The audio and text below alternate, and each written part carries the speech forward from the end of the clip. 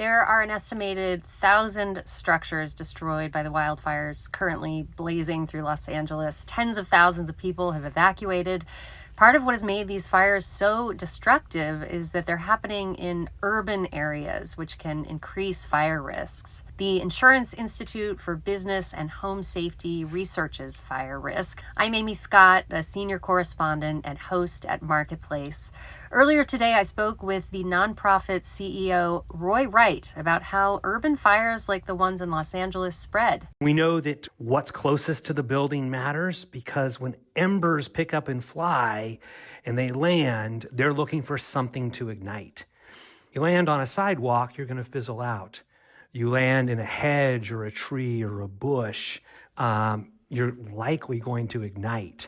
And often when those are right next to buildings, you can fully envelop it. Once it's fully enveloped, it is casting off embers that, again, might fly a half mile away, but they're also putting direct heat and fire on the structures next door. The urban nature of these fires only complicates both the efforts to fight them and to evacuate residents.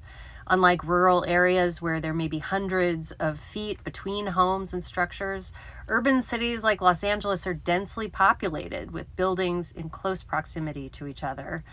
And thanks to climate change, we're going to see more of these types of fires, Wright says. We saw this in Lahaina of Hawaii. We've watched this outside of Denver. We've seen this in New Mexico, in Oregon, throughout the West. But not just there. Frankly, we've seen these in Gatlinburg, Tennessee.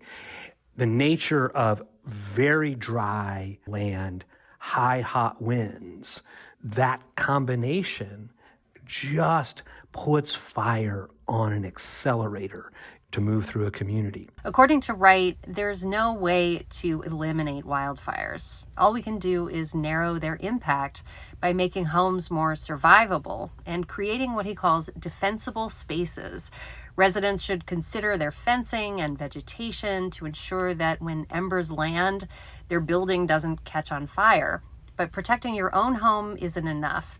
The tricky part is to ensure the entire neighborhood is secure. Because even if you did everything perfectly, if your neighbor didn't, they can be the source of ignition that begins the cascade. You've got to make sure that that is cleared. And we've got to find a way so that when embers do invade a community, they don't have a way to propagate in advance. Hear my full interview with Wright on marketplace.org. And to my colleagues, our listeners, and everyone in Los Angeles right now, please stay safe.